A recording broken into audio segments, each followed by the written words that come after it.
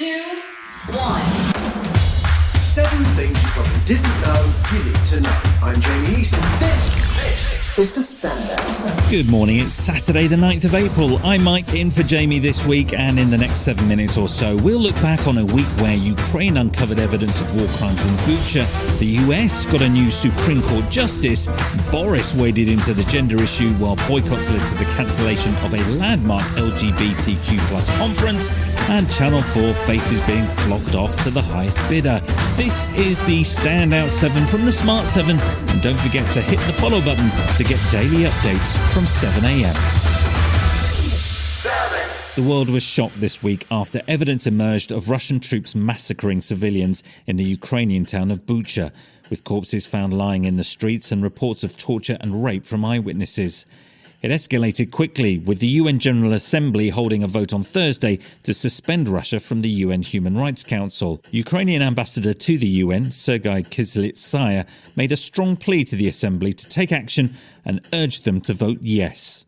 Pressing no means pulling a trigger and means a red dot on the screen. Red as the blood of the innocent lives lost.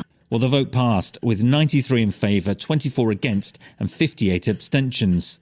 The move was championed by US Ambassador to the UN, Linda Thomas-Greenfield, who described the vote as important and historic. Once the vote suspending Russia was passed, the Russian delegation announced they decided to give up their membership anyway. Ukrainian President Zelensky warned that Bucha wasn't the end of the story, and the authorities have already uncovered more atrocities in the town of Borodyanka.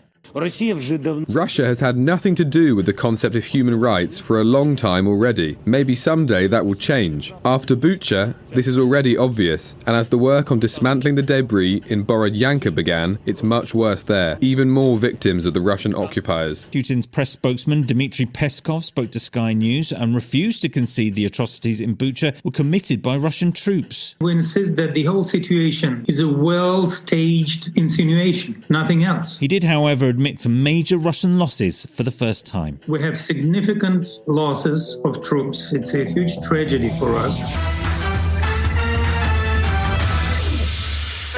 Following the double U-turn on conversion therapy and the cancellation of the government's LGBTQ+ conference after widespread boycotts, Boris waded into the issue of gender and identity again on Wednesday. Oh dear. I don't think that it's reasonable for kids to take decisions about irreversible treatments that they may have. The second thing, I don't think that biological males should be competing in female sporting events. Maybe that's a controversial thing to think, but it just seems to me to be sensible. His comments were criticised by LGBTQ+ charity Stonewall, which said blanket exclusion of trans people from participating in sport is unfair. Labour leader Keir Starmer says it's pretty simple. Conversion therapy in all its forms should be banned. That used to be the government's position, and they've been flip-flopping on this over the last few days. They need to stick to their promises. Health Secretary Sajid Javid was defending the government decision to leave trans people out of a proposed ban on conversion therapy on the basis there may be other root causes for gender dysphoria. It is right to take the approach that we have, which is to ban conversion therapy for LGB, but to take a much more sensitive approach when it comes to trans. The first person to receive a fine in the Tory Partygate scandal has been named. Helen McNamara was the government's former head of ethics and was fined for attending a rowdy leaving do for a fellow civil servant on the night before Prince Philip's funeral. Minister for Brexit Opportunities Jacob Rees-Mogg was on LBC on Monday and engaged in an extremely delicate defence of how it could be that his boss Boris didn't mislead Parliament when he said that no rules were broken. If the Prime Minister is told information that is incorrect and passes that information on, he has made no deliberate effort to mislead anybody. You don't for one second countenance the idea he's attempted to mislead Parliament, Mr Rees-Mogg? No, I don't. Labour's Shadow Education Secretary Bridget Phillipson says it's really not that complicated. We know that the Prime Minister's lied. He's lied right throughout this process. He thinks we're all fools, that we can't see what's been going on. The fines that have been issued confirm what we've known for a very long time. While everyone in this country was doing what was asked of them by the government, over at Downing Street, they were having wild parties, and the Prime Minister knew what was going on and told Parliament otherwise. The The government's decision to proceed with the privatisation of Channel 4 drew huge criticism across the board on Tuesday. Culture Secretary Daft Doris tweeted the government ownership was holding Channel 4 back, a statement the presenter Kirsty Allsop described as utter twaddle. And former editor-at-large at Channel 4, Dorothy Byrne, says she's really worried the Culture Secretary doesn't fully understand her brief. Here is the problem with Daft Doris, that she doesn't know very much about the broadcasting sector. So Channel 4 is changing and needs to keep changing, but privatising it is not the way to help. Channel 4 is a public broadcaster, but it's funded by ad revenue, so it doesn't cost the taxpayer anything and has a mission to provide diverse and challenging programming. The proposed sell-off was also criticised by senior Tories, including Jeremy Hunt and Damien Green, raising the prospect of a backbench revolt. Labour Shadow Culture Secretary Lucy Powell says the government have made a big mistake. People whose jobs and businesses rely on Channel 4 are overwhelmingly opposed to its sell-off because it makes no economic sense to sell it off. It doesn't cost the taxpayer a penny. Still to come on the Standout 7, find out why Ed Sheeran's not a copycat, and we pay tribute to Eastenders' June Brown. Right after this. Welcome back.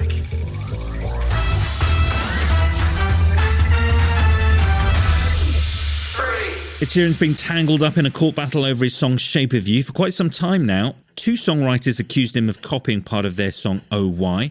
Sheeran and fellow songwriter Snow Patrol's Johnny McDade and Steve Mack were adamant they hadn't copied the song or even heard it. Luckily, the court agreed, and Ed released a video on his Instagram pleading for an end to these kinds of cases. There's only so many notes and very few chords used in pop music. Coincidence is bound to happen if 60,000 songs are being released every day on Spotify. I don't want to take anything away from the pain and hurt suffered from both sides of this case, but I just want to say I'm not an entity. I'm not a corporation. I'm a human being. I'm a father. I'm a husband. I'm a son. Lawsuits are not a pleasant experience, and I hope with this ruling it means in the future baseless claims like this can be avoided. The 64th Grammy Awards took place in Las Vegas on Sunday night with a video address from President Zelensky, who spoke of Ukrainian musicians in body armour instead of tuxedos and called for all the awards to help fill the silence. On our land, we are fighting Russia, which brings horrible silence with its bombs. Fill the silence with your music. Tell the truth about the war. Support us in any way you can, any but not silence. Host Trevor Noah also paid tribute to Foo Fighters drummer Taylor Hawkins.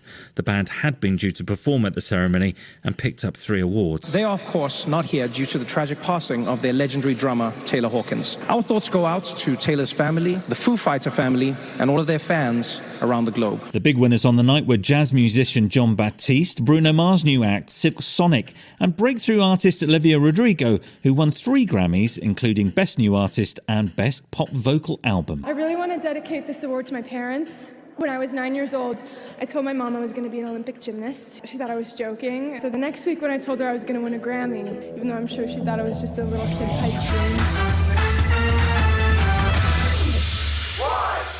The world of soap operas lost a legend on Monday as the death was announced of June Brown. She was known to millions as Eastenders' Dot Cotton, an iconic character for more than 30 years. Stars of the soap paid tribute, including Adam Woodyatt, Gillian Tailforth and Natalie Cassidy, who played her step-granddaughter, Sonia. She was an absolute powerhouse. She was incredible. She was fun. She was professional. She was cheeky and naughty at the same time. And she's just going to be so dearly missed by all. June was a big star before she joined EastEnders, having appeared in Coronation Street, Doctor Who and on stage. She was awarded both an OBE and MBE and was 95 years old. She played Dot in over 2,800 Enders episodes, but wasn't really a fan of her creation, as she told a documentary crew back in 1991. Rest in peace, June. Well, I know how I'd perceive her if I met her in the street. I'd turn and run the other way. I'm traumatised. There she is, I'd say. There she is again. This has been the Standout 7, the best of the week from the Smart 7. We'll be back tomorrow, 7 a.m. with the Sunday 7. Have a great rest of your weekend. Written, produced and published by Daft Doris.